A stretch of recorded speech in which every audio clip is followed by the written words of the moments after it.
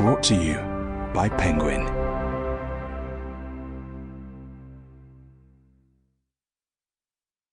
Home is Where the Start Is, written and read by me, Richard Hogan. Home is where the start is, how your family made you, and how you can make yourself even better, by Richard Hogan. To my wife and children, you give my life meaning. Home is where the start is. Richard Hogan is a psychotherapist who specialises in working with families. He is from Cork, and following his English degree from University College Cork, he qualified as a secondary school teacher. His early classroom experiences prompted him to train as a psychotherapist. He has been in practice for a decade and is clinical director of Therapy Institute in Dublin. Richard is the recipient of a Fulbright Award and is completing a PhD exploring the intersection between psychological models of the family and educational theory, with a particular focus on inclusion. He writes a weekly Irish Examiner column about the mental health issues of teenagers, couples and families, and makes frequent TV and radio appearances, including as a regular contributor to Brendan O'Connor on RTE Radio 1, and as the series psychologist on the Virgin Media 1 show, Eating with the Enemy. His first book was Parenting the Screenager. Richard lives in Dublin with his family. I suggest you have a notebook to hand while listening to this audiobook, as we'll be creating a genogram as we progress. Introduction. The start is only the beginning. I was no more than 16 years old when I decided I wanted to become a family therapist. My parents agreed it would be good for me to see a psychiatrist because I'd been in trouble in school and my mood was low. The idea of seeing a psychiatrist wasn't exactly unwelcome. On the contrary, I was quite happy to go because no one had ever asked what life was like for me.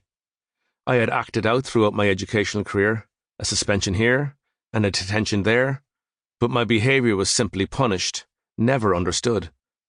The idea of talking to a trained professional with penetrating insights into what was going on in my life intrigued me greatly. I had the notion that I'd be sprawled on a couch, pensively reflecting and recalling my early childhood traumas, while an aged, tweed-clad expert jotted down my poignant ramblings. There'd be a lot of fascinating and wonderful as I elucidated all the difficulties I had to endure as a child. Well, that's what I imagined. As I was sitting in the waiting room, trying to guess what the priest with the monobrow had wrong with him, my mother leaned into me and whispered, "Don't tell him about Dad, because he knows him."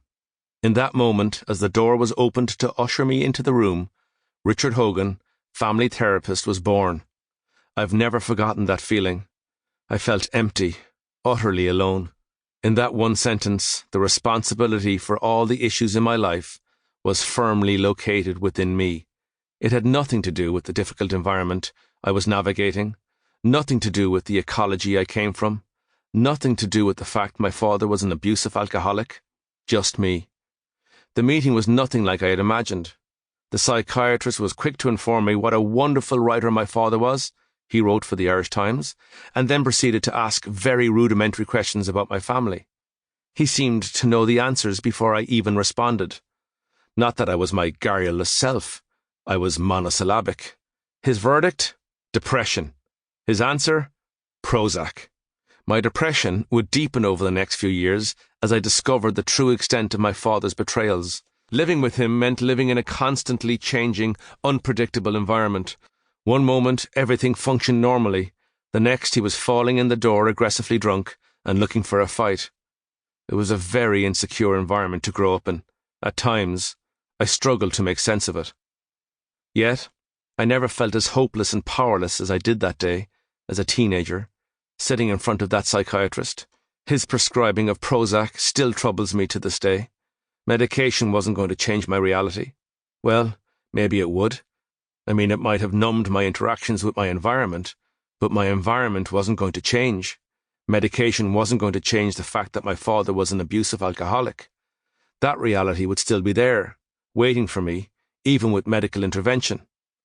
That whole encounter planted the seed of my future self. I was determined to become a psychotherapist and help others. As I look back now on that time, I know it was... Sample complete. Ready to continue?